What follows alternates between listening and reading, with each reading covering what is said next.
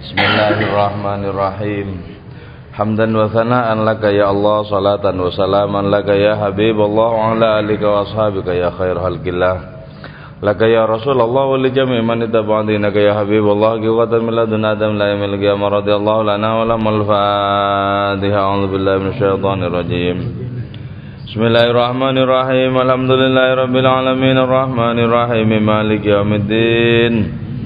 Iyyaka na'budu wa iyyaka nasta'in ihdinas siratal mustaqim siratal ladzina an'amta 'alaihim ghairil maghdubi 'alaihim waladdallin amin.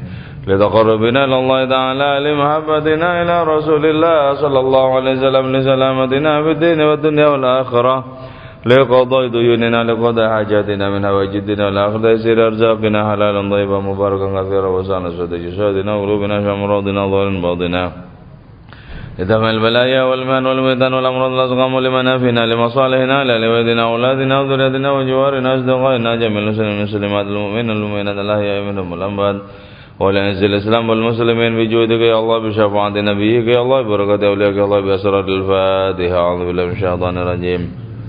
بسم الله الرحمن الرحيم. الحمد لله رب العالمين الرحمن الرحيم مالك يوم الدين إياك نعبد وإياك نستعين اهدنا الصراط المستقيم صراط الذين أنعمت عليهم غير المغضوب عليهم ولا الضالين amin. Hampir keseluruhan dari tema yang dibahas oleh Maulana Rumi di dalam puisi-puisinya itu nada dasarnya adalah cinta. Karena itu di bab-bab pertama, bagian-bagian pertama dalam kitab Rubaiyatnya Maulana Rumi ini kita mengaji tentang cinta kepada Allah Ta'ala lewat pintu beliau. Bismillahirrahmanirrahim. Narul ishq, adapun api cinta hadhi ini, tundiju ialah membuat matang itu narul ishqina terhadap kita. Kullalai talatin pada setiap malam tujizibu mendorong itu api cintana kepada kita ilal kharabat kepada reruntuhan-reruntuhan. Tujlisu mendudukkan itu api cintana kepada kita ma'ahalil kharabat berserta orang-orang yang berada di reruntuhan. Likai la ya'rifuna agar tidak mengenal kepada kita illa ahlul kharabat kecuali siapa orang-orang yang berada di reruntuhan itu. Idiom yang pertama itu adalah narul ishqih, api cinta. Berarti cinta itu sebenarnya membara. Cinta itu merupakan kekuatan tertinggi rohani manusia. Kalau orang memiliki cinta berarti memiliki kesanggupan tidak saja berjalan kepada Allah, tapi punya kesanggupan untuk melesat terbang kepada Allah Ta'ala. Cinta.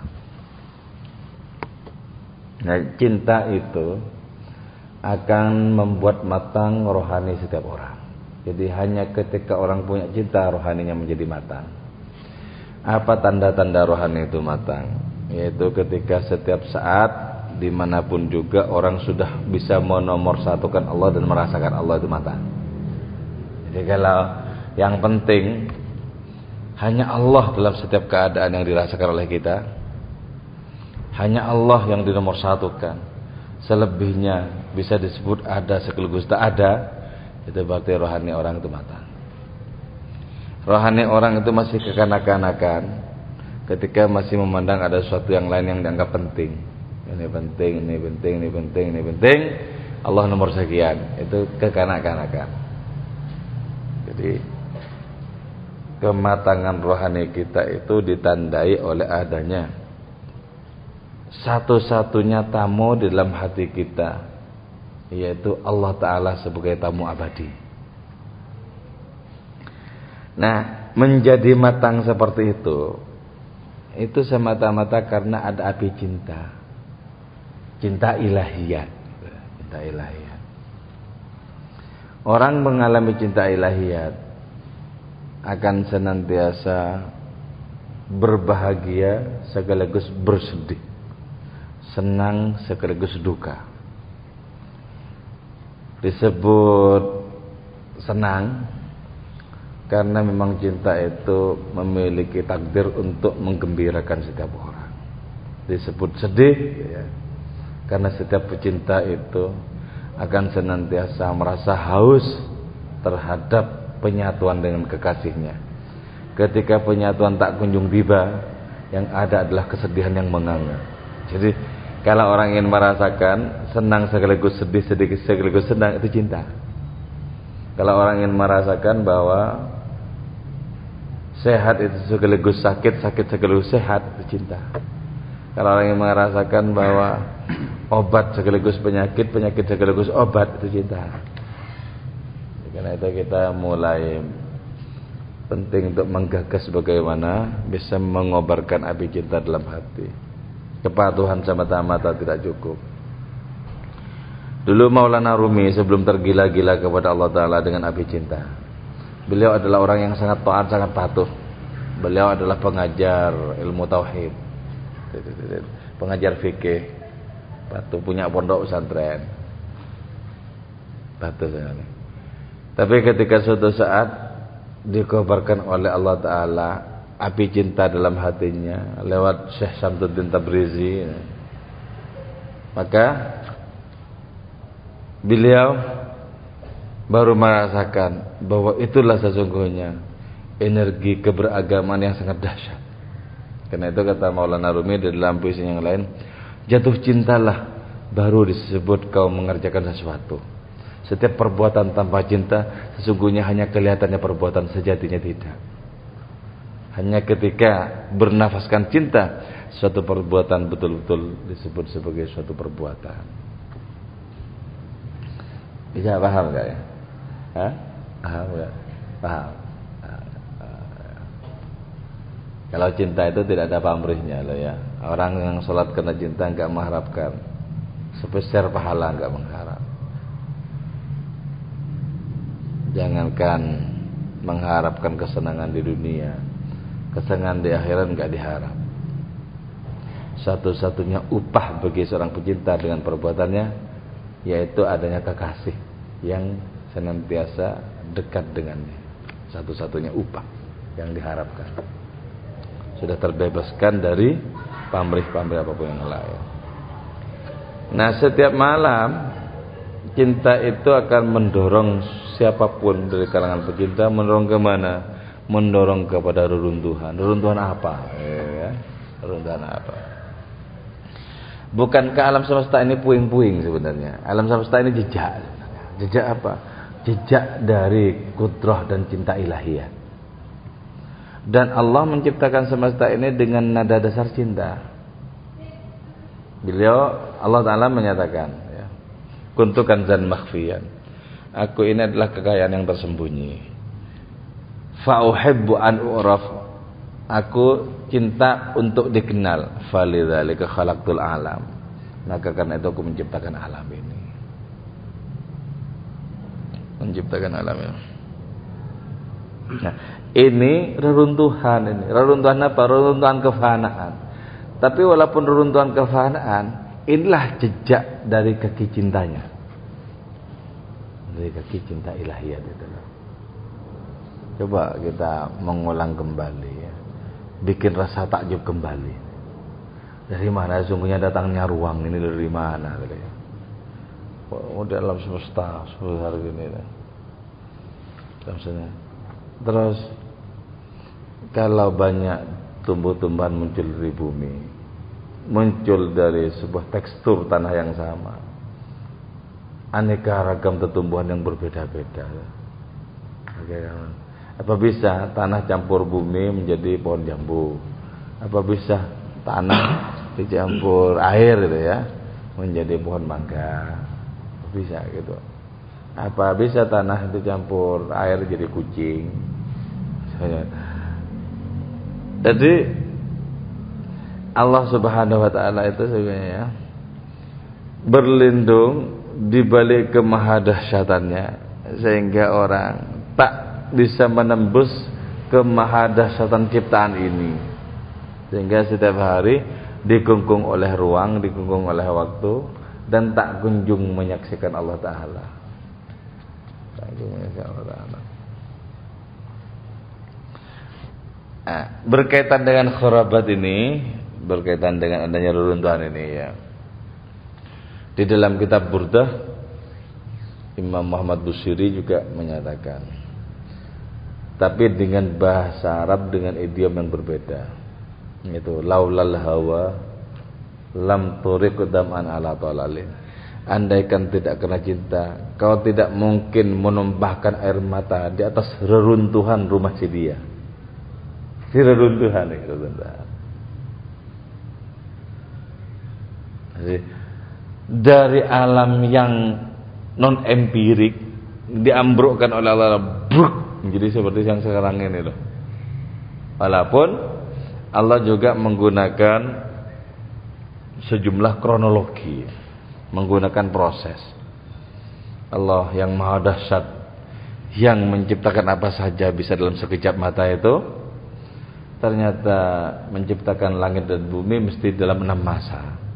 Fi sittati ayyamin tsumma stawa 'ala arsy. Apa maksudnya? Wong Allah Ta'ala kun fayakun bisa kok. Kok pakai 6 masa segala.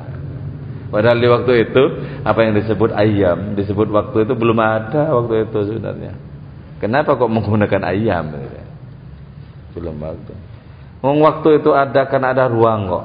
Andaikan tidak ada benda, waktu tidak akan pernah ada. Dari mana datangnya waktu?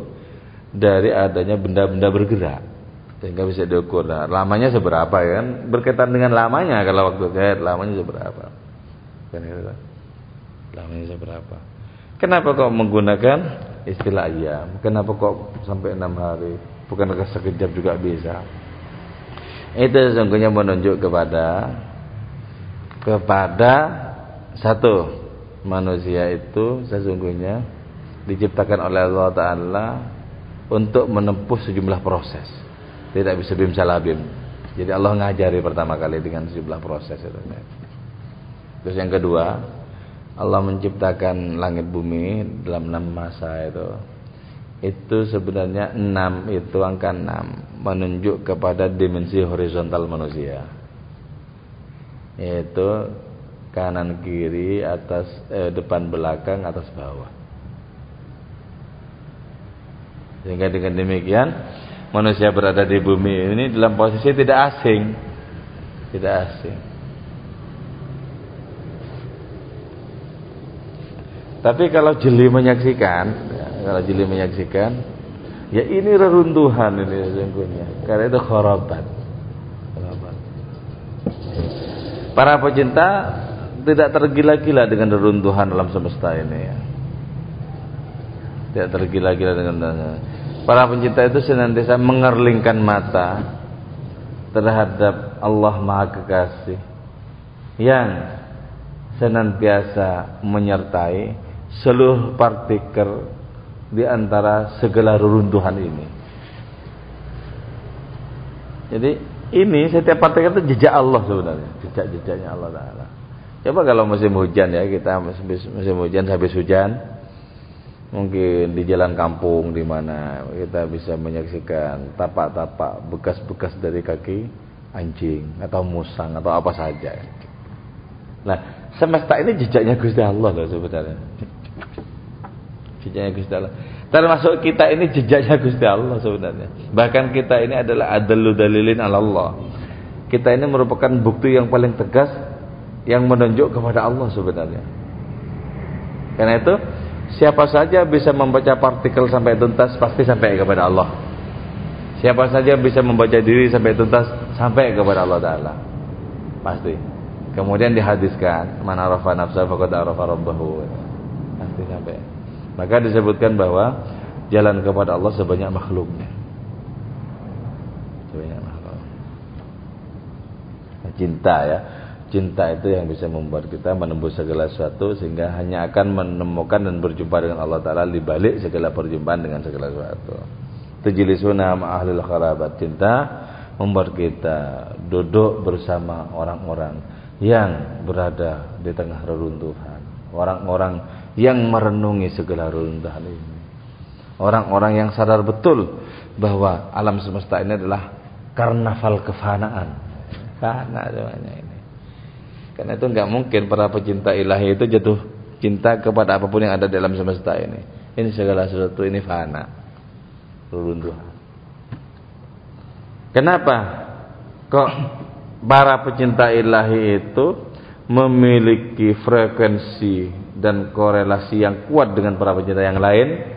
Likaila ya'rifuna ilalul kharabat, agar tidak bisa mengenal kami selain para pecinta pula, orang-orang yang berada di tengah reruntuhan ilahiyat itu, biar tidak bisa mengenal.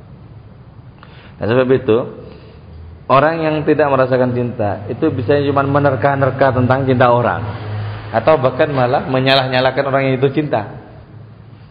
Oh, misalnya bodoh sekali itu, berkorbannya terlalu besar itu.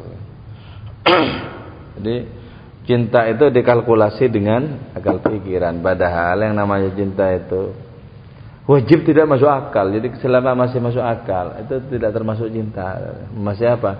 Masih merupakan muqaddimah cinta, baru masuk akal. Kalau cintanya yang asli, yang murni, enggak masuk akal. Jadi akal ini terlampau sepele untuk bisa mengukur cinta, kecuali akal rabbani bisa mengukur cinta. Kecuali akal kulli, akal universal bisa mengukur cinta, merasakan cinta itu bisa. Karena akal rabbani, akal kulli juga merupakan produk dari cinta itu sendiri. Ya nasimah sahar, wahai hembusan angin di waktu sahur, akhbirna, kabarkanlah engkau kepada kami, araita, adakah melihat engkau fi tariqi di jalan, dzalikal qalba, kepada hati itu, al-musta'ila, yang menyala. Jadi kalau orang pecinta itu ya, orang pecinta itu sebagaimana Allah Ta'ala bisa menyulap segala sesuatu, para pecinta juga bisa menyulap segala sesuatu. Sebab cinta itu sesungguhnya sifat Allah Ta'ala, cinta itu. Dan manusia kehulaan kepada Gusti Allah juga bisa memiliki cinta. Karena Allah Ta'ala kan berbicara dengan apa saja bisa. Berbicara kepada daun-daun, kepada angin, jangankan kepada yang ada, berbicara dengan yang tidak ada Allah bisa. Contohnya apa? Allah bilang kun, maka sesuatu yang tidak ada menjadi ada. Berarti kan bicara dengan sesuatu yang tidak ada aja bisa. Nah, para pecinta juga begitu, senang berbicara dengan angin, berbicara dengan senja, berbicara dengan gelap malam, berbicara dengan cuaca yang bagi orang lain pasti gila orang begitu. Gila ya. Hanya logika pecinta yang bisa memahami. Oh, siapa bilang gila? Ini akal paling cerdas katanya, sehingga bisa memanfaatkan segala-galanya. Karena itu disebutkan ya nasimas sahar, wahai hembusan angin di waktu sahur, angin yang sedemikian dahsyat mengantarkan gejolak cinta para pecinta terhadap kekasih-kasih mereka, sampaikan lewat angin.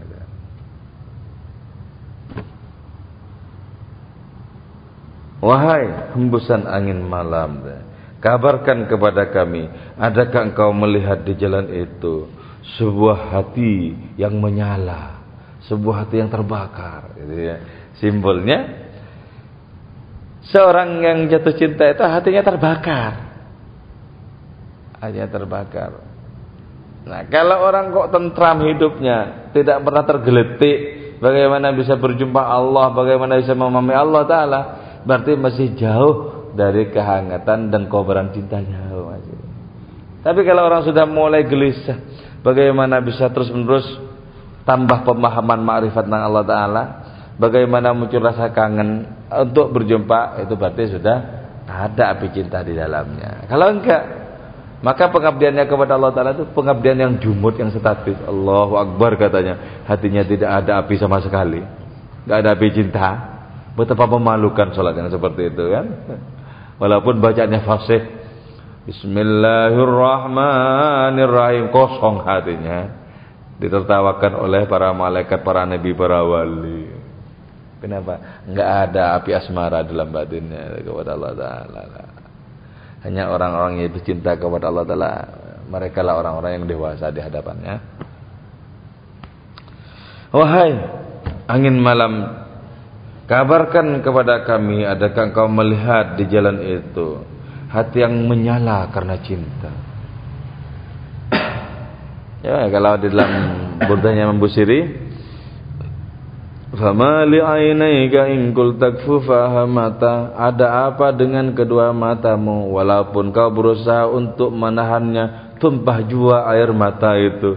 Jadi seorang pecinta enggak bisa sesungguhnya menyembunyikan diri, enggak bisa. Ditahan, jangan nangis katanya. Didobrak oleh cintanya sendiri, nangis dia. Atas nama apa? Atas nama kerinduan terhadap kekasih. Apakah orang itu cengeng? Tidak. Orang ini tidak sedang kalah terhadap persoalan-persoalan dunia ini. Jadi bukan cengeng loh. Bedakan tangisan. Tidak semua tangisan itu cengeng. Kalau orang menghadapi masalah nangis, cengeng. Itu yang perlu ditertawakan. Menghadapi masalah laki-laki kok nangis. Nah, itu.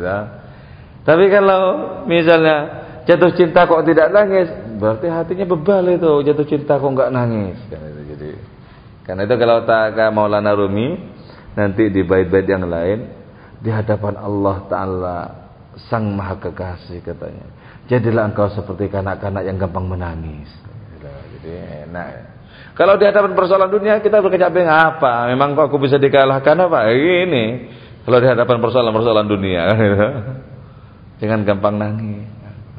Tapi di hadapan Allah Ta'ala ketika bercinta, jadilah seperti anak-anak kecil.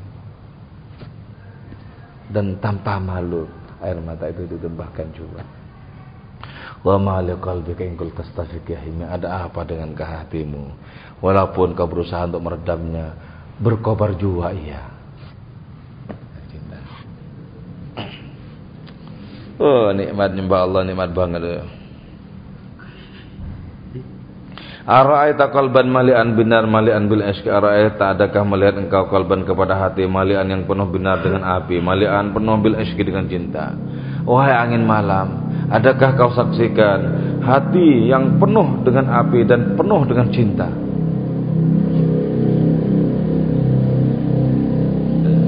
Kenapa seorang penyinta berbicara seperti itu? Orang itu akan senantiasa diperjumpakan oleh adanya hobi dan kesenangan yang sama. Ya. Itulah sebabnya la ya'riful wali ilal wali gitu ya. Kenapa? Fokus kecintanya sama Gusti Allah Ta'ala, maka dikasih oleh Allah Ta'ala getar-getar perkenalan itu. Ngerti kemudian. Enggak usah lihat wajahnya, saya paham. Paham. Siapa tulus, siapa tidak tulus, siapa mengandung ma'rifat, siapa tidak, siapa memiliki api cinta, siapa tidak.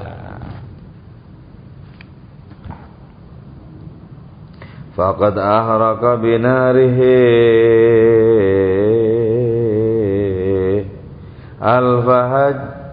al-fahajarin asam. Faqad ahraka binarihi, faqad ahraka, maka sungguh membakar itu hati yang penuh dengan api cinta itu. Binarihi, dengan apinya itu hati, al-fahajarin, kepada 1000 batu asam yang cadas. Batu cadas saja itu bisa terbakar. Itu artinya apa? Para pecinta tidak akan pernah bisa ditaklukkan oleh kerasnya kehidupan ini. Para pecinta akan senantiasa menemukan jalannya untuk sampai kepada kekasihnya. Nah, kalau cinta kepada segala sesuatu saja, perjuangan manusia bisa luar biasa ya. Apalagi kalau jatuh cinta kepada Gusti Allah, apa tidak luar biasa? Seluruh umurnya akan dipakai untuk mempersembahkan cinta kepada hadiratnya. Ya ilahi, kata Maulana Rumi itu, sudah kugadaikan segala sesuatu yang bisa kugadaikan, sudah kujual segala sesuatu yang bisa kujual, semata-mata untuk kupersembahkan kepadamu kekasih. Jadi umur kita ini pastikan kita sodorkan kepada hadiratnya. Seorang pecinta setiap saat menyodorkan lehernya di hadapan pedang cinta kekasih. Monggo dipersilakan kalau mau kan itu. Segala-galanya sudah dipersilakan. Sebab memang sudah tidak punya kiblat lain. Seorang pecinta kiblatnya satu, yaitu kekasih. Jadi ketika sholat jatuh cinta ini, kiblatnya bukan terutama makanan, itu kiblat syariat. Wa walli wajhaka syatrul masjidil haram, kiblat syariat. Kalau kiblat pecinta Allah, sehingga menghadap kemanapun, itu sesungguhnya fokusnya adalah Gusti Allah Ta'ala. Fa inna ma tuwallu fa thamma wajhullah, kepada Allah Ta'ala. Jadi sudah lama seorang yang itu cinta itu tidak tertarik kepada yang lain, itu sudah lama. Semakin kuat rasa tertarik kepada Allah Ta'ala, semakin tidak tertarik kepada yang lain-lain. Sebaliknya kalau orang masih tertarik kepada yang lain-lain, pasti acuh tak acuh kepada Allah Ta'ala. Kenapa? Kita cuma punya satu hati. Ma ja'alallahu lirajulin min qalbaini fi jawfihi. Itu Al-Quran ya. Allah tidak menciptakan hati seseorang ya kecuali satu itu. Nah, kalau hati dua bisa. Kalau hati dua, satunya untuk cintai situ, satunya situ, satunya situ. Atau banyak kan bisa. Nah ini cuma satu. Kalau sudah berisi cinta oleh yang lain-lain, otomatis tidak bergairah kepada Gusti Allah kan begitu. Pasti itu sudah. Sama dengan orang berjalan ke timur, pasti makin jauh ke barat. Dengan logika apapun pasti makin jauh dari barat. Gitu. Ke timur makin jauh ke sana. Orang ke sana makin jauh ke situ. Jadi orang berlari menuju kepada Allah makin menyaksikan segala yang lain tidak penting. Tapi semakin orang kemaruk jatuh cinta kepada harta benda dunia, kepada kekuasaan, kepada apa saja, pasti Allah tidak begitu penting. Penting hanya di ungkapan-ungkapan saja. Ini orang penting dalam hatinya. Sekarang orang memiliki api cinta, 1000 batu cadas pun bisa dibakar karena cinta itu sendiri. Ayyuhas sayyidu wahai tuan, la tarona tidak melihat engkau kepada kami fil manam dalam mimpi, lan tarona tidak akan melihat engkau kepada kami maratan ukhra pada waktu yang lain hatta sanatil qadimah hingga tahun yang akan datang. Ayyuhal lail wahai malam kullama nazarta ilaina manakala memandang kau ilaina kepada kami la tarona tidak akan memandang kau kepada kami min duni diyail qamari tanpa adanya sinar rembulan. Tuhan maksudnya kau tidak melihat kami dalam mimpi bukan? Artinya apa? Ini idealisme cinta. Idealisme cinta. Ketika cinta itu belum kepergok, ketika cinta kepada Allah belum dimiliki, cinta itu kan mengatakan engkau mungkin dituankan di dunia ini, engkau mungkin diagungkan, engkau mungkin punya pangkat, tapi engkau tidak akan menyaksikan aku, tidak akan menyaksikan aku. Jadi selama kecondongan manusia kepada selain Allah Ta'ala, bagaimana mungkin bisa menyaksikan dahsyatnya cinta ilahiyat? Gak bisa. Haram. Gak bisa. Hanya orang yang sudah mengorbankan segala-galanya untuk Allah Ta'ala baru bisa menyaksikan, merasakan aroma cinta. Engkau tidak akan pernah melihat aku sampai tahun depan, gak mungkin. Jadi ini satu bentuk tantangan sebenarnya, satu bentuk tantangan kepada siapapun yang masih merasa besar oleh apapun yang selain cinta. Orang yang merasa besar oleh ilmu pengetahuan, orang yang merasa besar oleh pangkat, orang yang merasa besar oleh kedudukan, orang yang merasa besar oleh status sosial dan lain semacamnya, gak akan pernah merasakan, tidak akan pernah bisa menyaksikan keelokan cinta, kedahsyatan cinta, kobaran cinta, gak akan pernah bisa. Malam, manakala engkau memandang kepada kami, kau tak mungkin bisa memandang kepada kami tanpa cahaya rembulan. Jadi, artinya apa? Hanya dengan sarana cahaya, hanya dengan sarana cahaya, orang itu bisa menyaksikan sesuatu yang elok, yang indah. Nah, cahaya itu apa? Cahaya petunjuk.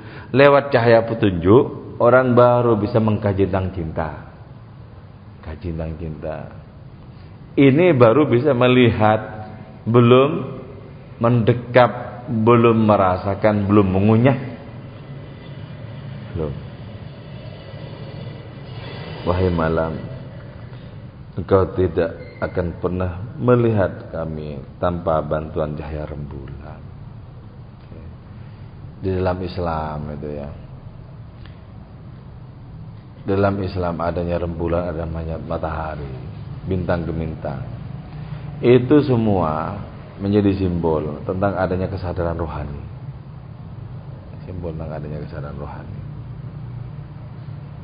Nah, karena merupakan simbol tentang kesadaran rohani, berarti hanya dengan kesadaran rohani pula, dengan bantuan cahaya rembulan itu, kita baru bisa menyaksikan dari jauh sayup-sayup suara kekasih. Coba kalau kita misalnya begini ya, kita baca Quran, a'udzubillahi minasyaitonirrajim.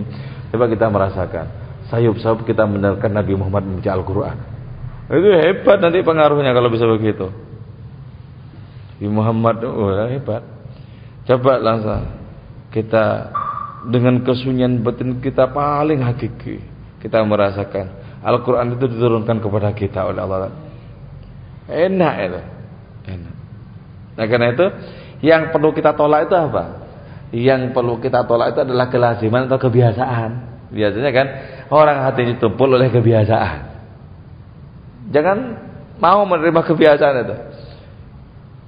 Dulu kan ketika kita masih bayi, kan serba penasaran.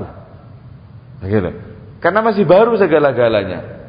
Karena bolak-balik datang kepada kita, itu kita katakan lazim biasa. Karena itu kemudian tidak tertarik. Lah, di situ kesalahan kita sebenarnya. Ketika tiap pagi kita menyaksikan matahari terbit di timur, tak tergetar lagi. Kenapa? Kita katakan, kita tarik kesimpulan, memang begitulah matahari setiap pagi. Gitu. Padahal kalau kita pertajam lagi pengamatan kita, pertajam lagi, kita hanya akan bisa menyaksikan jari jemari ilahiyat sebenarnya. Akan menyaksikan kekuasaan dan kemahabelas kasihan Allah Ta'ala. Dan matahari itu sebagaimana ribuan tahun yang silam sampai sekarang tidak memiliki kekuatan apapun sesungguhnya untuk memperlihatkan wajahnya. Sebagaimana juga bumi ini dari mulai abad-abad yang silam, ribuan tahun yang silam, miliaran tahun silam, tidak memiliki kekuatan setitik debu pun untuk mengelilingi matahari. Gak ada sebenarnya, gak ada. Tapi kenapa kelaziman-kelaziman membuat kita tumpul buntu? Kenapa? Harus kita dobrak kembali. Ya Allah, sampai hari ini, sampai detik ini, aku tetap terngungun-ngungun di hadapanmu. Dari mana datangnya ruang ini? Dari mana datangnya ruang? Aku juga sampai detik ini terngungun-ngungun terhadap kemurahanmu. Bagaimana mungkin aku yang semula tidak ada, yang tidak ada satupun sebutan untuk diriku, sekarang menjadi nyata. Jadi hal ata 'alal insani hinun minad dahri lam yakun syai'an madhkura. Hebat ya. Hal ata 'alal insani hinun minad dahri. Apakah pernah datang kepada manusia sebuah masa ketika manusia belum disebut apa-apa waktu itu? Karena memang tidak ada. Nah, dulu kita ini enggak ada sebutannya. Sebab sebutan itu untuk sesuatu yang ada. Nah, kita belum ada. Nah, belum ada waktu itu. Kita tidak ada sebutnya. Oleh Allah Ta'ala dimunculkan menjadi begini ini. Apa tidak hebat? Kita sebagai sebuah jalan kepada Allah Ta'ala. Sebagaimana juga apa tidak hebat? Allah Ta'ala yang mengeluarkan kita dari tambang ketiadaan itu. Apa enggak hebat? Hebat. Cuman karena sudah lihat, oh ya ini A, B, C, O. Oh ya enggak kayak gitu aja. Ya sudah tamat ya. Tumpul. Dikikis oleh hari demi hari. Waktu demi waktu berjalan. Dan akal menjadi semakin tumpul, terkikis. Kita munculkan kembali. Andaikan rasa haru kita, rasa penasaran kita bisa kita pertahankan setiap saat kita akan merasakan tergetar di hadapan Allah Ta'ala. Kalau bisa kita pertahankan lah. Nah karena itu para sufi itu ya, itu senantiasa mengalami kesadaran-kesadaran rohani yang baru.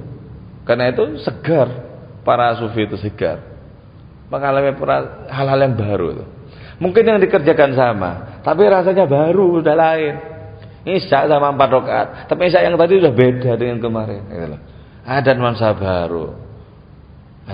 baru, ada hal-hal yang menarik yang baru, enak, baru itu. Kan berarti metabolisme rohaninya itu kan sehat. Diolah terus, baru terus.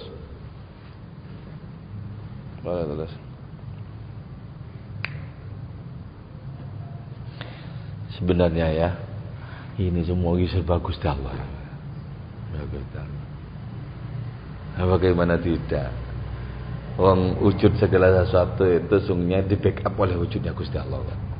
Andaikan ditarik backup wujud Gusti Allah Ta'ala, kembalilah kepada ketiadaan lagi. Bagaimana mungkin kok tidak berjumpa setiap saat? Bagaimana mungkin kok disebut Allah itu gaib? Tetapi begitu ya, dahsyatnya Allah itu begitu. Allah itu bisa menciptakan tabir dari sesuatu yang tidak ada. Jadi hebatnya Allah. Padahal ya, yang ada itu cuma Allah. Karena Allah, sabda Nabi, karena ada Allah, siapa Allah? Wala syai'a ma'hu, dan tidak ada sesuatu pun yang bersama Allah. Jadi tidak ada sesuatu pun yang bersama Allah Ta'ala. Sebab kalau memang ada sesuatu yang bersama dengan Allah Ta'ala, maka sesuatu ini pun otonom sebagai dirinya sendiri. Allah sebagai dirinya sendiri. Berarti ada dua ada. Gak mungkin ada dua ada. Ada itu ya satu, adanya Allah Ta'ala. Tapi sesuatu yang tidak ada ini bisa menjadi hijab. Hebatnya Allah Ta'ala begitu, sekaligus juga terpicing-picingnya penglihatan umat manusia. Jadi Allah Ta'ala kalau mau, makanya kalau Allah Ta'ala itu mau ya, Nabi dikejar oleh orang-orang kafir Quraisy ya, sembunyi di gua Thur ya. Kalau Allah Ta'ala mau, enggak usah sembunyi, berada di depannya saja itu enggak kelihatan. Kalau Allah Ta'ala mau. Sebab apa? Allah Ta'ala bisa juga menutupi dengan sesuatu yang tidak ada. Berarti apa? Gua Thur itu pura-pura sebenarnya. Artinya apa? Kita diajarkan dengan peristiwa seperti itu, berikhtiarlah gitu loh sesungguhnya. Walaupun sebenarnya orang juga tidak bisa bersandar kepada ikhtiar itu sendiri.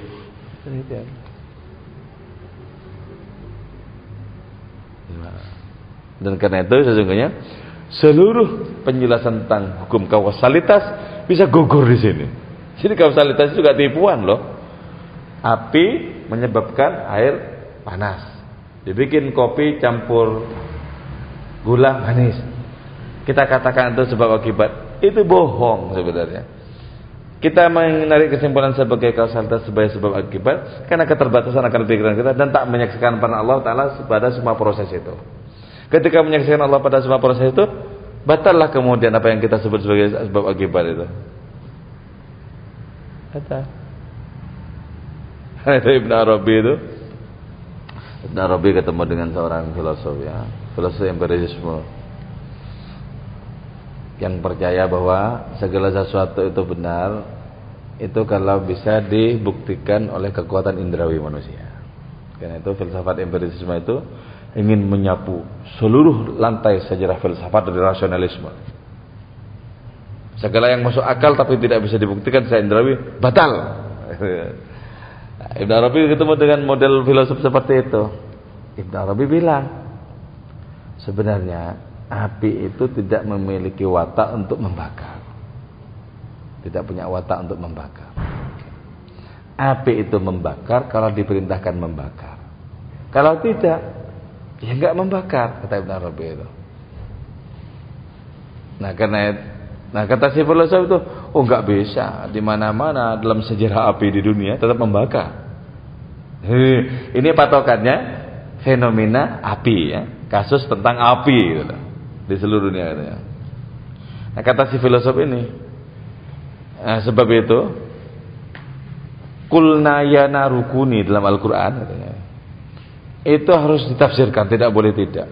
Jadi yang dipadamkan, yang diperintahkan untuk menjadi bardan dingin sejuk itu, wassalamun ala Ibrahim, itu bukan api yang lahirnya itu bukan. Itu maksudnya Nabi Ibrahim disuruh meredakan emosinya. Jadi bukan api yang beneran itu. Kalau api beneran ya pasti kebakar, siapapun Nabi atau siapa pasti kebakar ya. Mari kita jangan memperpanjang perdebatan, kata Ibn Arabi. Kita langsung menuju tungku perapian. untuk membuktikan katanya. Karena filosof dari aliran empirisme itu membutuhkan bukti sebenarnya. Terus datang ke tungku perapian, ada sebara segini dipegang oleh Ibn Arabi. Iya. Enggak apa-apa. Nah, takjub luar biasa filosof ini. Takjub luar biasa. Coba monggo dipersilakan, kata Ibn Arabi. Ketika dia kasih pulau, kebakar tangannya. Nah, Ibn Arabi menjelaskan, ketika aku pegang, tidak ada perintah Allah Ta'ala untuk membakar tangan saya. Ketika kau pegang, muncul perintahnya bakar itu, katanya kan. Kau mungkin tidak mendengarkan firman-Nya untuk membakar tanganmu tadi, katanya. Jadi jangan, karena itu ya, jangan percaya bahwa kerja mengalahkan uang, jangan percaya. Walaupun kita diperintahkan untuk kerja, ya kerja karena diperintah itu aja, bukan karena percaya bahwa di situ akan lahir uang. Kerja aja. Uang kita kerja A, uangnya bisa lahir dari B juga boleh. Atau kita kerja B, lahir dari Z, uangnya boleh, terserah Gusti Allah dari mana saja. Lihatlah, tangan Allah senantiasa mengintai untuk memberikan sesuatu kepada kita.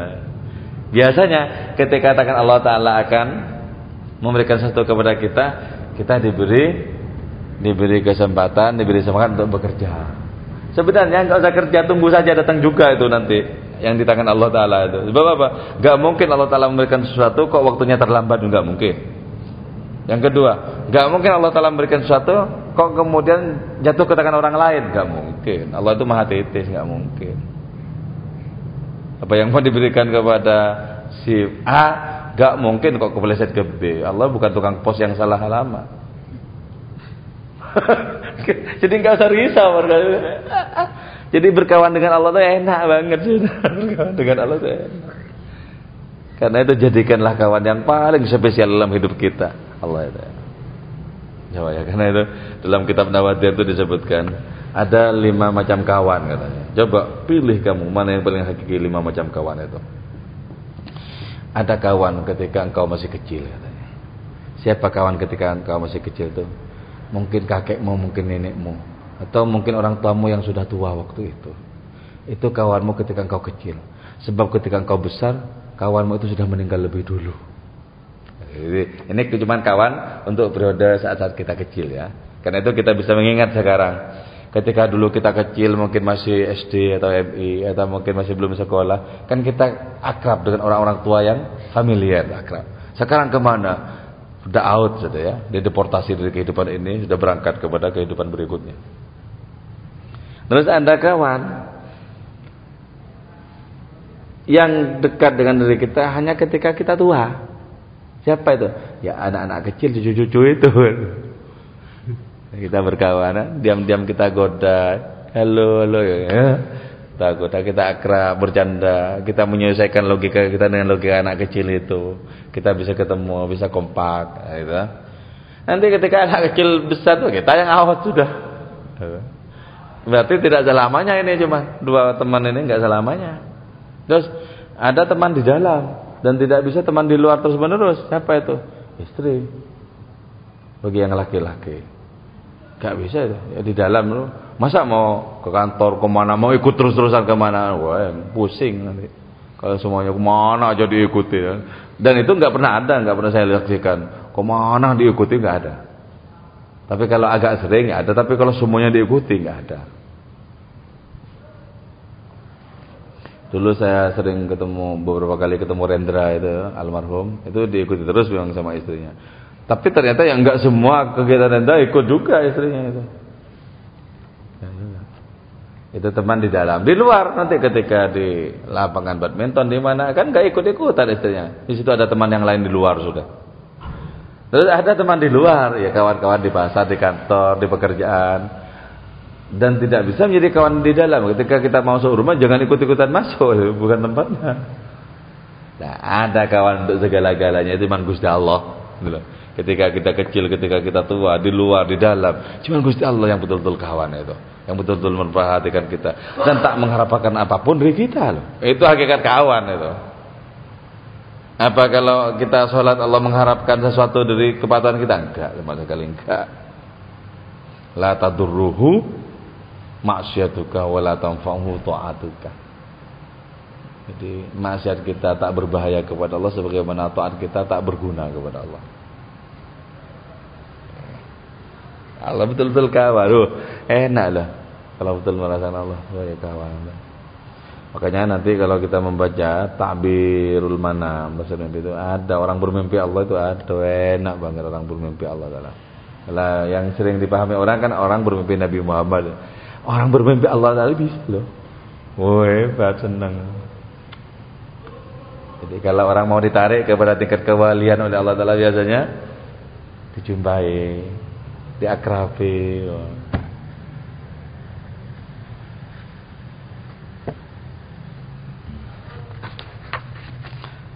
Ya man lam. Ada yang mau ditanyakan?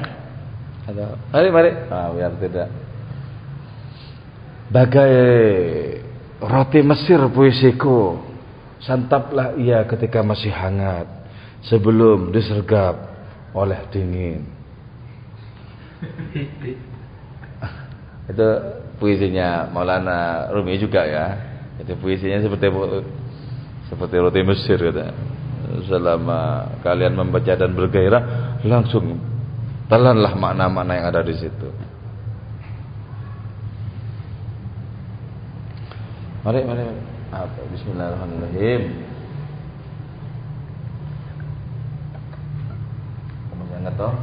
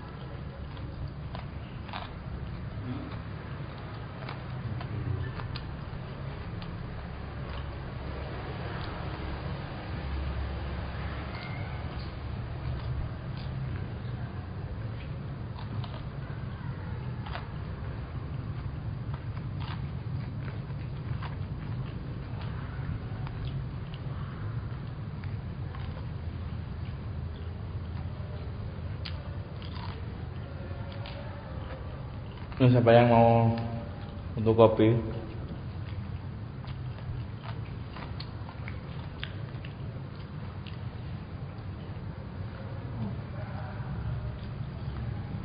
Terus di itu nanti di tempat fotokopiannya dulu itu sisain masternya ya biar lawan langsung. Bisa dibikin seperti aslinya kayak gini juga loh. Dulu ini kan dulu juga sudah difotokopi ketika saya masih sering ngaji di kafe-kafe itu. Dulu banyak yang fotokopi juga ini. Ini kalau di Beirut nggak ada, saya beli di Mesir ini.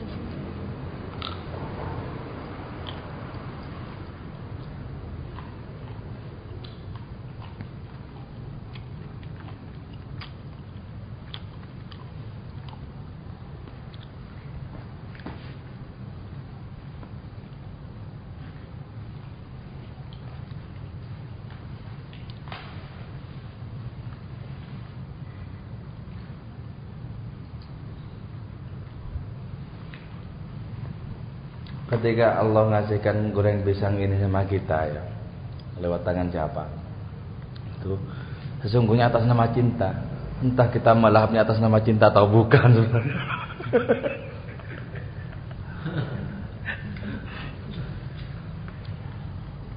Selama berabad-abad Allah dibiarkan bertepuk sebelah tangan.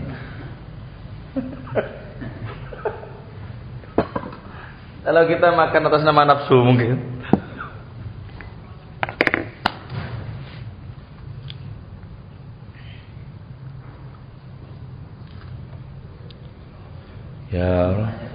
Ya, monggo. Misalnya benar-benar terus kasih penjelasan ini ada perasaan kayak sejuk ada pengen seperti dicicipi kasih tadi bro.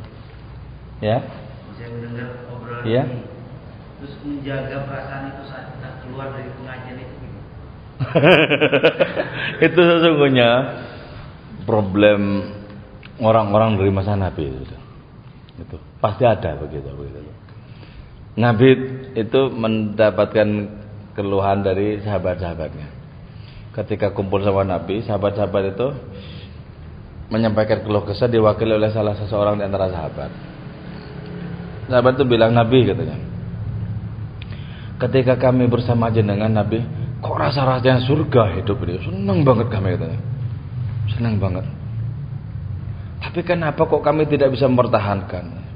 Ketika sampai di rumah, istri ngomel-ngomel, persoalan anak nangis macam-macam, kok jadi ruwet lagi? Itu persoalan dari dulu sebenarnya. Nah, gini. Ini tidak bisa instan seperti plak membalik telapak tangan. Kalau apa yang didapatkan misalnya di forum kayak gini, di majelis kayak gini, senang macam-macam, terus bisa senang, itu nanti sangat mudah berjabat tangan dengan malaikat itu. Bisa kita. Jadi ini kan ibaratnya kita mencharging ya, ngecas. Yang perlu kita perhatikan itu mungkin ada baterainya yang lowbat, ada yang bocor bagaimana gitu loh. Jadi, sebab misalnya diisi itu memang penuh tuh. Tapi kok kempes lagi ya, berarti kan harus ini loh, bocor-bocornya udah ditambal. Apa bocornya itu? Kalau misalnya keluar dari sini atau dari majelis manapun, kita tetap tidak memberikan peluang kepada hati untuk mencintai yang lain, saya kira bisa tetap membara. Jadi kalau tidak kasih peluang cinta kepada yang lain, pasti membara. Tetap. Jadi nanti ada saatnya orang itu menemukan diri yang tetap. Kalau orang menemukan diri yang tetap, maka masjid atau majelis sama saja dengan pasar atau senda gurau. Sama. Jadi di hadapan dengan orang yang hatinya menyala karena cinta ilahiyat itu, sama saja ikut ngaji sama, ikut main kartu sama, tidak mengurangi cintanya kepada Allah gitu. Sama. Itu kalau sudah orang menemukan diri yang tetap. Orang yang menemukan diri yang tetap ini minimal itu menjadi muslim hakiki kalau luput dari kewalian, karena kewalian itu pangkat. Minimal muslim hakiki kalau sudah menemukan diri yang tetap. Nah, orang yang belum menemukan diri yang tetap biasanya berubah-ubah oleh segala faktor eksternal yang datang. Jadi ini jadi senang, ini jadi sedih, itu kan berubah-ubah oleh sesuatu yang di luar loh. Ini belum memiliki diri yang tetap begini nih. Tapi kalau misalnya orang sudah tak lagi berubah hatinya, tetap fokus dalam cinta kepada Allah Ta'ala. Ketika suatu datang, suatu pergi, sudah tidak menggores hatinya. Sudah sip, mantap itu. Jadi kata Syekh Abdul Qadir Jalani, untuk bisa seperti itu, bisa saja orang membutuhkan waktu 60 tahun. Kok lama sekali Syekh Abdul Qadir. Nanti gimana kalau keburu mati? Tapi juga ada yang memerlukan waktu cuma 40 tahun. Ada yang menggapainya cuma 20 tahun. Ada yang cuma 2 tahun, ada yang cuma setahun, ada yang cuma 1 minggu. Itu harapannya makin lama makin banyak juga.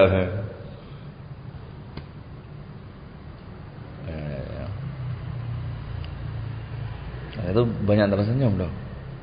Gimana coba? Cara nyembah Allah itu gimana? Jadi loh, kalau selama ini kita memahami nyembah Allah itu struktural, kita budak Allah rajanya, itu jangan, itu bukan cara pemahaman para pecinta. Kalau para pecinta itu kekasih, ya, pecinta dengan kekasihnya kan gitu. Gitu kan lain tuh. Struktural atas bawah itu. Jangan seperti cara karyawan dengan majikan. Kalau sudah betul-betul direbut hati oleh perhatian, direbut hati oleh konsentrasi kepada Allah Ta'ala, tetap bisa salat itu cinta.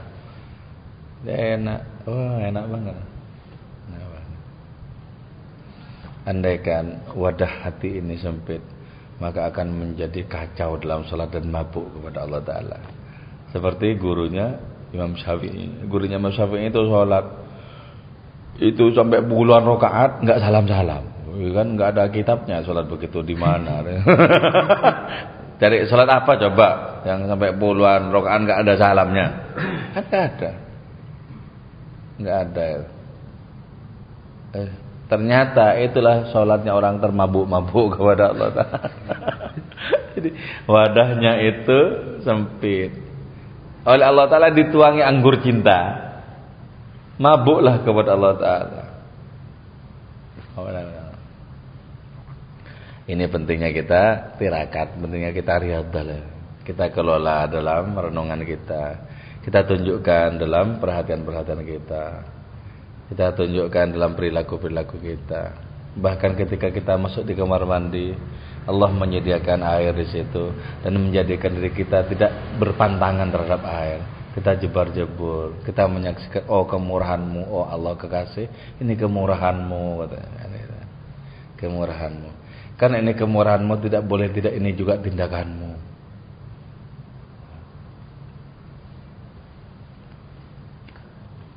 Jadi aktivitasnya sama antara pecinta dan bukan pecinta, nilainya yang berbeda.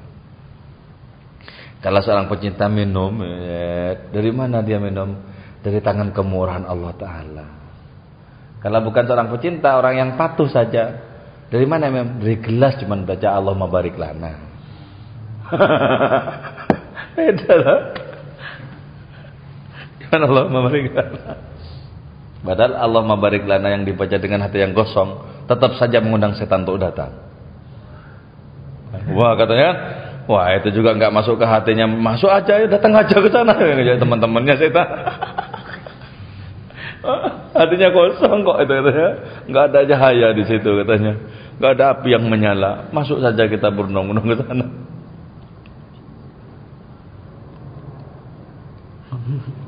Goreng pisang ini akan berbahagia dimakan oleh pecinta Allah Ta'ala.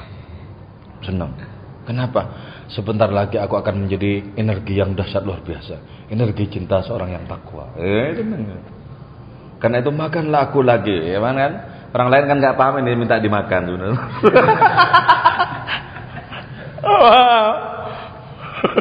Tidak dimakan.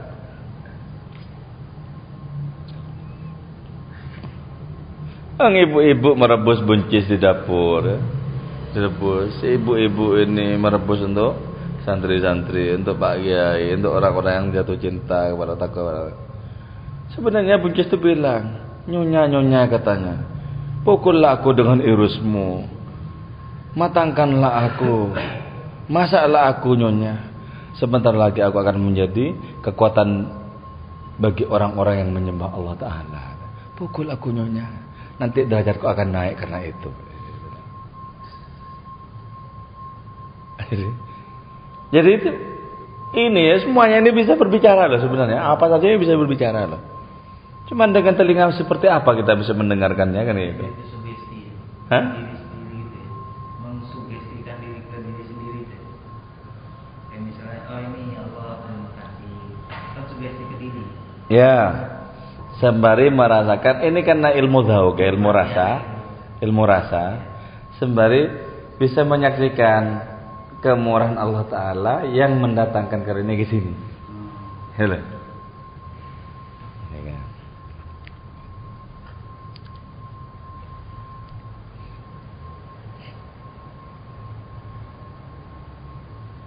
Karena itu Nabi kita sudah menunjukkan masalah itu sebenarnya. Nabi kita itu berbicara loh dengan daun-daun, dengan batu-batu, berbicara. Nah, itu kalau tidak mendengarkan, emang edan, gak mungkin. Nabi kita berdialog dengan penyakit. Jadi, karena itu ya, kalau orang bisa berdialog dengan penyakit itu mudah. Ada orang sakit, sudah dibawa ke medis kemana nggak sembuh-sembuh. Datang orang yang hatinya itu bersih karena jatuh cinta kepada Allah, hatinya tajam. Ketika ketemu orang si sakit itu, diam. Si orang yang dekat kepada Allah Ta'ala diam. Terus dia bertanya secara batin kepada penyakit yang ada di dalam itu, wahai makhluk Allah, katanya ya, berapa lama kau diutus untuk berdiam diri di orang ini? Penyakitnya jawab, 2 bulan. Nah terus kau di sini sudah berapa lama? 1,5 bulan. Nah, kan sudah tahu, tinggal 1,5 bulan lagi. Ya pura-pura lah megang air ditiup-tiup. Nah, selama 15 hari tolong ini diminum sambil berzikir, mudah-mudahan sembuh.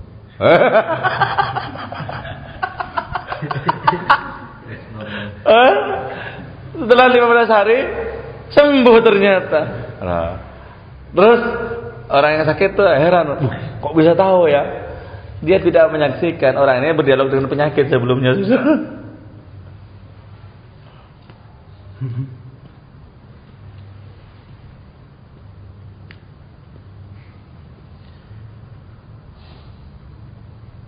Jadi Diperlukan pengkondisian diperlukan. Mungkin majelis-majelis, mungkin renungan-renungan, mungkin bacaan-bacaan. Tapi yang paling ampuh di antara segala-galanya itu adalah dekat kepada orang yang sudah dekat dengan Allah. Itu paling ampuh itu. Pakai rumusnya Nabi, kun ma'allah. Dekatlah engkau dengan Allah. Bersamalah engkau dengan Allah. Karena fa'ilam takun ma'allah, kalau tidak bersama dengan Allah, fakun ma'aman ma'allah, bersamalah dengan orang yang sudah bisa bersama dengan Allah. Itu yang paling ampuh itu. Karena itu Nabi bisa menyulap ya. Menyulap para sahabat Nabi yang dibesarkan dalam kultur jahiliyah itu, disulap menjadi bintang-bintang cemerlang. Sampai Nabi itu membanggakan sahabatnya dengan bersabda, ashabi kan nujum, sabda Nabi. Sahabat-sahabatku seperti bintang-bintang. Bi ayyi muqtadaitum ihtadaitum. Kau ikuti yang mana saja sahabatku, kau dapat petunjuk. Dia karena dekat dengan Nabi itu loh, sulap sama Nabi.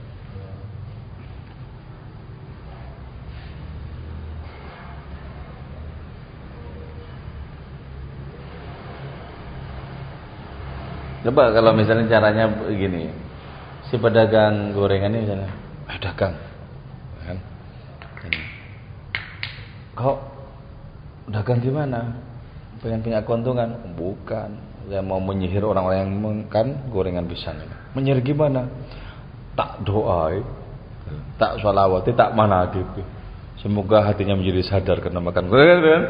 Jadi beda dengan hanya jual gorengan dengan mengharapkan profit, keuntungan itu beda.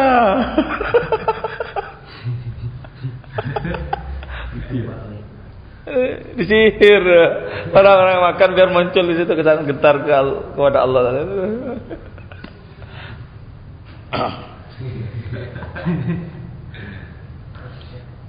Kalau semata-mata mengeruk keuntungan, wah orang makanannya jadi birahi malah bersahabat lah.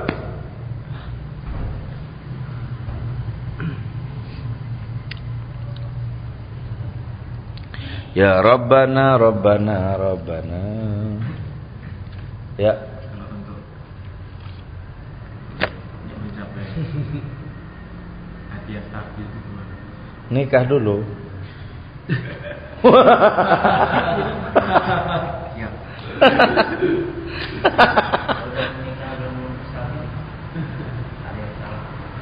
Nikah lagi.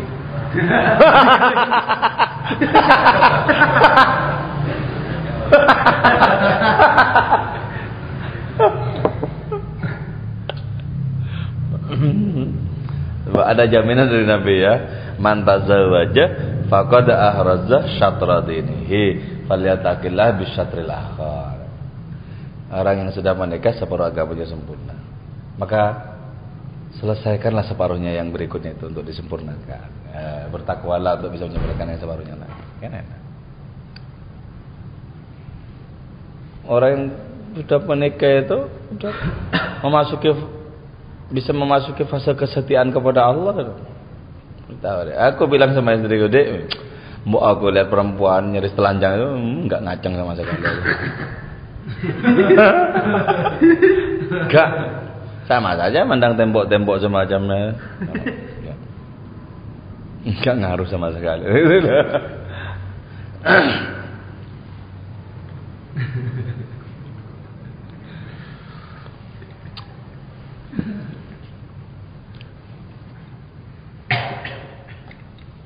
Ada ya di Jawa Timur tuh di Bondowoso ada namanya almarhum Kiai Husnan. Kiai Husnan itu wafat tahun 85. Itu saya beberapa kali ke sana. Tamu ribuan itu apa perlunya enggak usah ngomong, udah tahu satu persatu tuh. Ya enggak usah ngomong apa, enggak ada yang bisa ngomong. Langsung nyampe langsung jawabannya, langsung jawabannya. Itu kan pernah ada 6 pedagang kain itu ya, 6 pedagang kain itu mereka rembuk bareng-bareng yang 6 itu, bilang ayo kita habis ini tutup dagangan kita ke kiosnya katanya. Ini kan kita udah siang lapar kan. Biasanya kalau di situ dikasih makan, setiap tamu dikasih makan. Tapi nanti kalau udah pas makan itu Gak usah lama-lama ya. Oke, siap. Sepakat berangkat. Nyampe di situ langsung teng ngasih keluar. Jadi untuk ngasih biar keluar tuh pakai itu kan lonceng, ngasih keluar. Masih makan. Selesai makan yang 6 pulang.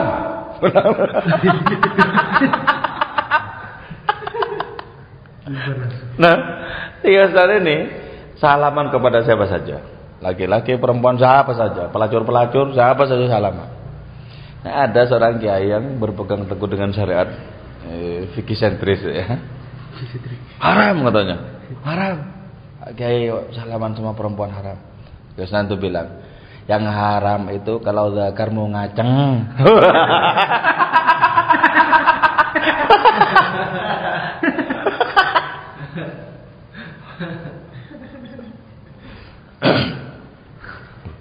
Kalau kayak gitu haram, nggak mungkin ngerti hatinya orang kan, tertutup oleh kabut nafsunya sendiri kan.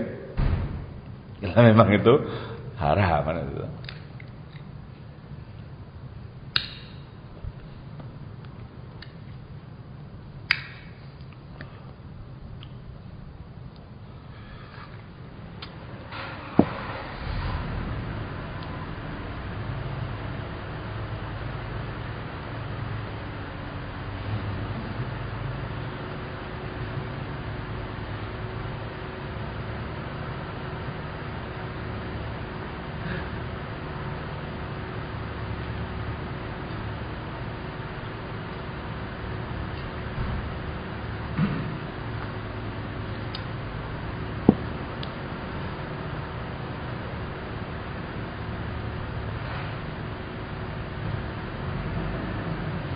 Kalau yang tarjuman ada ya?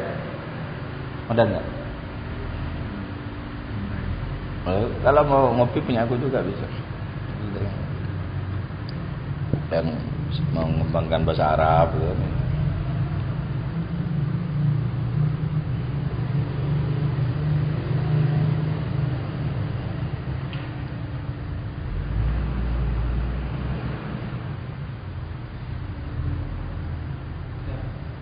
Ya, ya.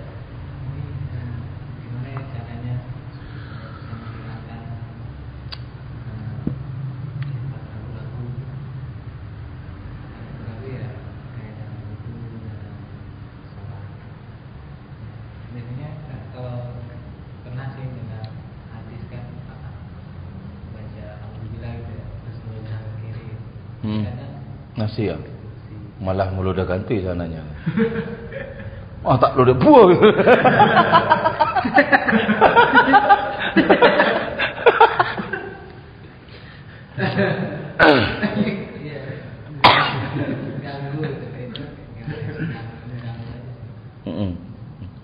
Itu diperlukan persiapan sebelumnya. Sering-sering deh ya baca Qul a'udzu birabbin nas.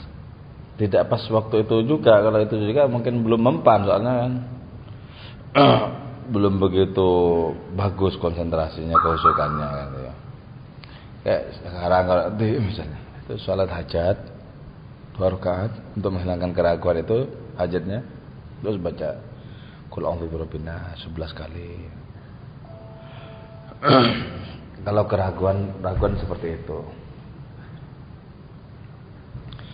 Tapi kalau model keraguan dalam bentuk ajuh tak ajuh itu riadahnya lain, bukan gangguan dalam sholat tapi dalam kehidupan ini loh.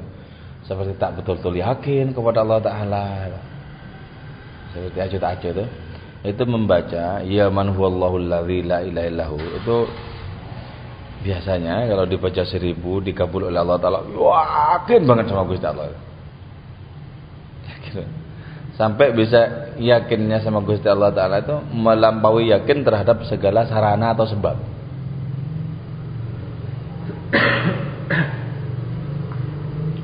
Jadi kalau yang tadi pertanyaannya itu wujud kesungguhannya untuk menghilangkan keraguan seperti itu ya tadi sholat hajatnya menghilangkan keraguan, terus baca An-Nas itu. Terus usahanya yang ikhtiar lain apa? Belajar melawan. Misalnya lagu, enggak. Jadi harus bilang enggak dulu. Walaupun jangan dengan lisan, kalau mau sholat enggak. Terkejut temannya. Waduh.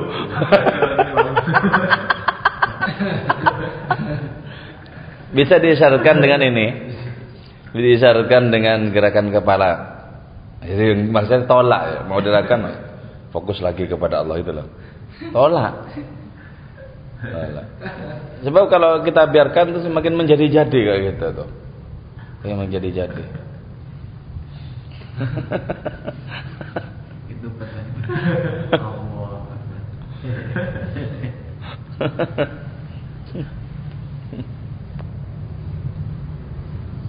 Tolak.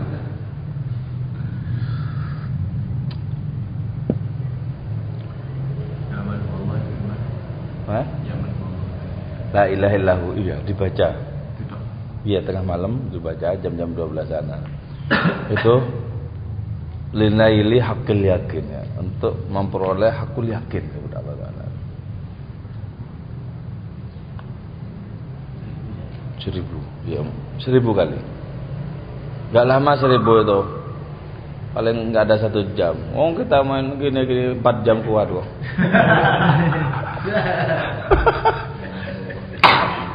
Tak gitu kok jadi lebih berat.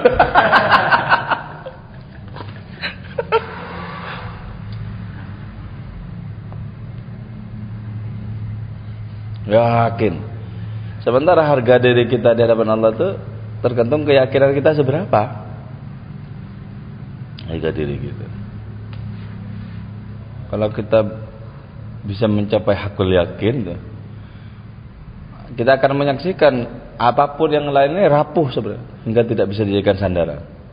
Termasuk ilmu pengetahuan yang kita miliki rapuh, nggak bisa dijadikan sandaran. Memang Gusti Allah Taala yang bisa dijadikan sandaran. Kalau kita sampai hakul yakin, nggak ada. Jadi kalau problemnya misalkan ada seperti itu, kita nggak punya semangat ngapa-ngapain. Tidak punya semangat ngapa-ngapain, asalkan bergantung dan bersandar kepada Allah Ta'ala, nggak usah khawatir. Tidak semangatnya kita akan digantikan oleh kerja Allah Ta'ala lewat diri kita. Yang nggak benar itu kalau nggak punya semangat, sudah nggak yakin juga. Wow. nggak yakin, sudah nggak semangat. Makanya kalau para aulia itu ya, karena dari saking yakinnya, nyaris tanpa usaha. Perkara rezeki loh ya, tanpa usaha. Nah tahu sudah, nanti dikirim sama Gusti Allah. Kalau Mbah Holil Bangkalan itu ada perlu apa saja berkaitan dengan materi, itu nulis surat kepada yang terhormat Allah Subhanahu Wa Taala. Saya membutuhkan sapi 2 ekor untuk disembelih, beras 2 kintal, gula secukupnya, bawang berambang, tertanda Holil Bangkalan. Masuk dulu santrinya, ini sana dilemparkan ke laut sana. Santrinya berangkat, melemparkan surat itu ke laut. Sebelum santrinya nyampe di tempat Mbah Holil pulang itu ya, itu sudah datang orang nganter sapi macam-macam, udah lengkap itu. Nah, itu karena bersandarnya kepada Allah Ta'ala kuat. Dan seperti Mbah Holil itu menyaksikan orang-orang nonton sapi itu dikasihkan, pasti saja disuruh Gusti Allah Ta'ala itu digerakkan. Sana kasihkan ke sana, nanti aku ganti yang lebih banyak kan gitu pasti. Jadi kalau karena bersandarnya itu kuat, nggak apa-apa mengurangi asbab atau kerja itu nggak masalah. Bukan perkara terutama nggak semangat, karena tahu sesungguhnya hakikatnya sia-sia. Coba kalau tidak diperintahkan kan sudah tidak dikerjakan. Jadi kalau kita yakin begitu, nggak masalah.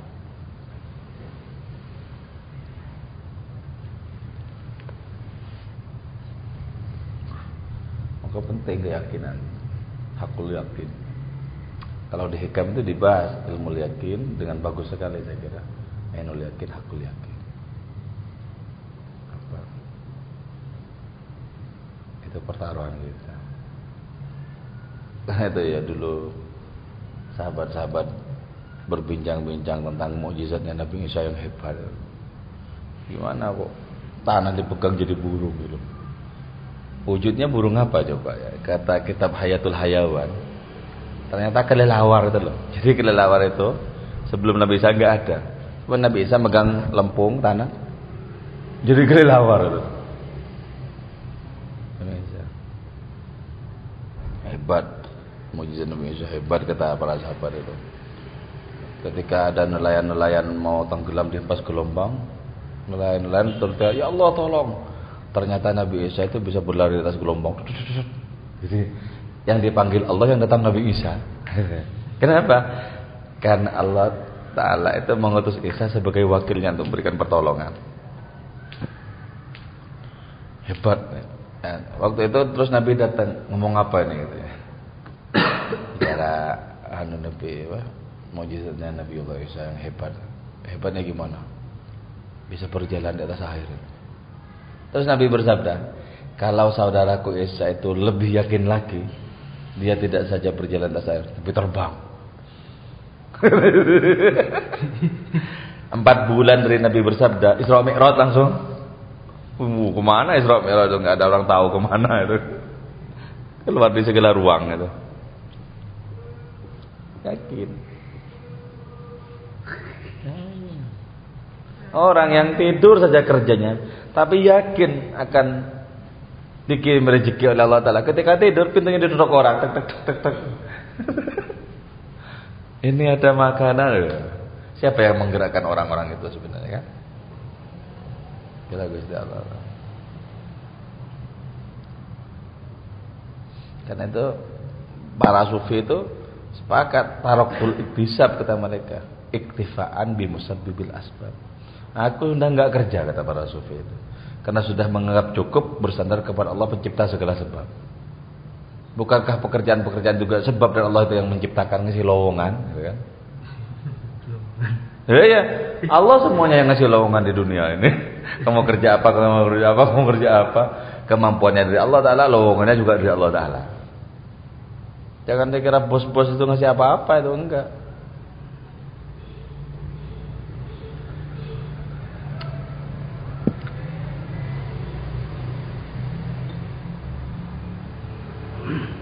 Orangnya kalau kuat, murni bersandar kepada Allah Ta'ala, lenyap segala kekuatan makhluk sedikit pun tidak ada. Orang bisa jadi alkemis, jadi memiliki kemampuan kimiawi yang luar biasa untuk merubah segala sesuatu.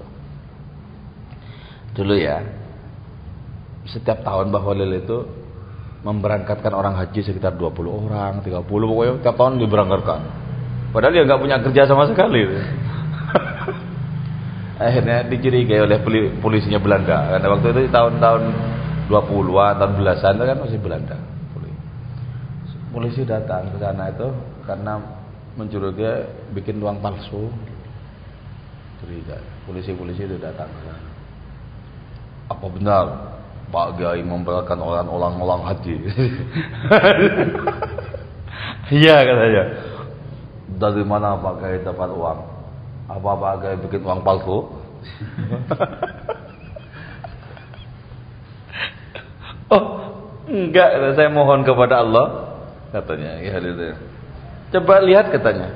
Kalian menunjuk sebongkah batu, tek, jadi emas. Lihat satunya, tek, emas.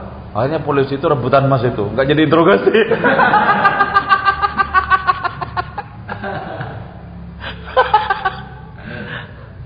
Justru ketika dalam hatinya sudah tidak ada lagi kecintaan kepada sebutir emas pun. Nah ini udah lenyap loh. Nah kalau masih cinta nggak mungkin bisa. Makanya kalau orang masih membeda-bedakan, orang merasa dimuliakan dengan emas dan merasa dihinakan dengan kerikil, maka Allah tidak bersamamu, kata Syekh Fardin Attar itu. Jadi kalau masih ini lebih besar, di dalam hatinya itu masih ini lebih besar, ini lebih kecil, nggak bisa berkawan dengan Allah Ta'ala. Masih ada besar kecil di kalangan makhluk. Orang bisa berkawan dengan Allah Ta'ala kalau segala-galanya sudah dianggap tidak ada sepele sekali minimal. Allah yang agung satu-satunya, baru bisa bersahabat dengan Allah Ta'ala. Gampang tau Pak? Gampang kan? Didengar gampang. Kalau masih beda-beda kan ini aduh. Itu nyesak-nyesakin batin kita. Karena itu kata Maulana Rum itu, coba potong itu kepala unggas-unggas pengacau itu katanya. Jadi yang mengacaukan hati itu loh, berbicara terus dalam hati, ini begini, itu begini, ngomong terus dalam hati, memberikan penilaian tentang apapun yang selain Allah Ta'ala, seolah-olah ini lebih berharga, itu lebih berharga kan itu dalam hati.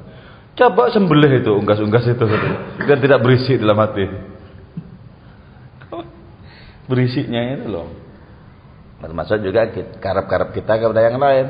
Ini itu terlalu ramai. Sementara Allah Maha Pencemburu, enggak mau masuk ke hati situ. Wah, katanya, aku kok mau diduakan, ditigakan, diempatkan, enggak mau. Allah itu lebih pencemburu dibandingkan istri paling pencemburu sekaligus. Lebih pencemburu Allah masih.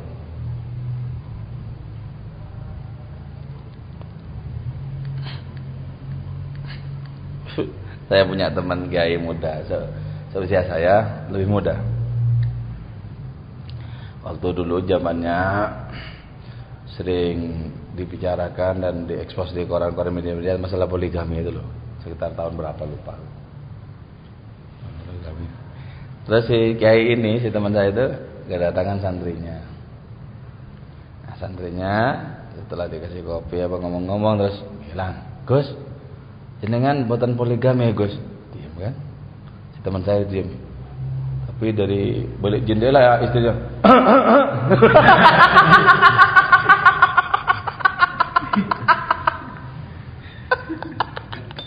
Diam enggak jawab suami.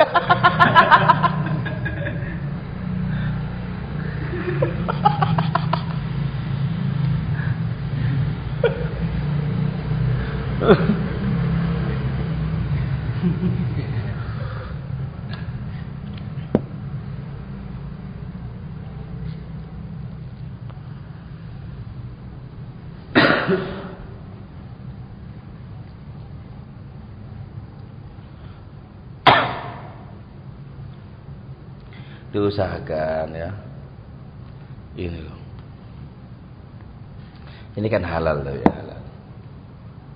Halal. Biar menjadi energi keilahian. Diusahakan bukan semata-mata karena cocok dengan selera kita. Tapi makanlah, minumlah semata-mata untuk menambah energi sembah sujud kita kepadanya. Kan sebenarnya kan sama. Makanan orang alim dengan makanan penjahat kan sama. Tapi yang satu jadi perilaku luhur, satunya malah bubrah itu. Kan makanannya sama goreng pisang kan. Kalau dalam Masnawi itu disebutkan bambu sebenarnya sama. Makannya dengan tebu katanya. Sama-sama memiliki buku. Ruas-ruas itu loh. Yang satunya itu enggak ada rasanya, bahkan bisa melukai mulut siapa saja. Yang satunya manis itu. Padahal minumnya sama di situ juga.